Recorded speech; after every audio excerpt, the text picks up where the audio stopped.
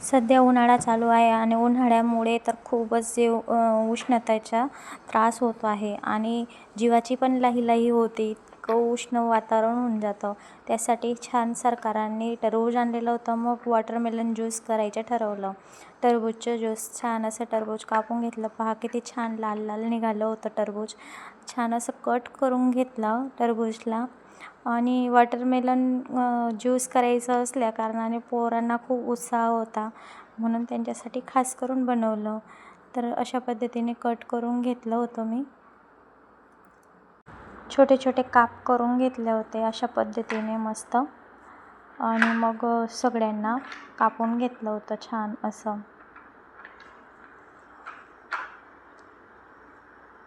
आपण टरबूजपासून बऱ्याचशा गोष्टी बनवू शकतो. कुल्फी म्हणा, आईस्क्रीम म्हणा किंवा ज्यूस म्हणा. आणि असंही खाल्लं तरी टरबूज खायला खूप छान लागतं. आणि आता तर उन्हाळ्यामध्ये सहसा करून खूपच प्रमाणामध्ये कलिंगड टरबूज येत आहेत. तर तुम्ही आणलेत का टरबूज? तर या पद्धतीने तुम्हीही ज्यूस बनवून पहा. चवीला पण छान लागेल आणि पोरांनाही पिण्यामध्ये खाण्यामध्ये खूप मजा येईल.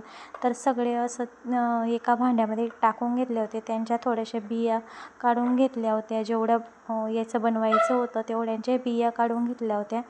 आणि मग त्यांना थोडंसं असं कट करून घेतले, आणखी स्मॅश करून घेतले चाकूनेच, जेणेकरून जास्त मोठ्या फोडी राहणार नाही. आणि थोड्याफार राहिल्या तरीही हरकत नाही, कारण की पोरं चंपीने हे खाऊ शकतात.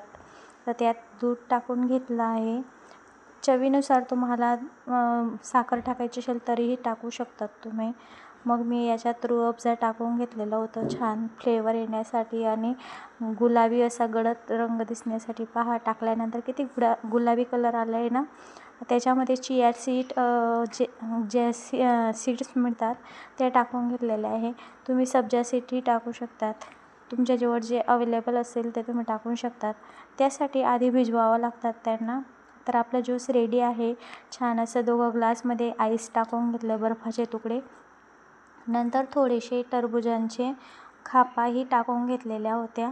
आणि नंतर आपलं ज्यूस रेडी आहे पोरांना देण्यासाठी.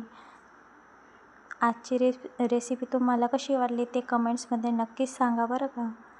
तुम्हीही बनवून पहा आणि चॅनलला लाईक, शेअर, सबस्क्राईब करायला विसरू नका. पहा, तर मग अशा पद्धतीने आपलं रसरशीत असं टरबूजचं ज्यूस तयार आहे.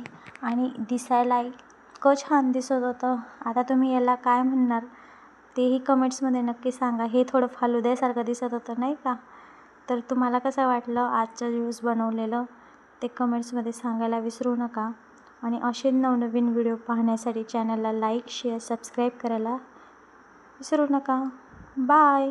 जय खानदेश.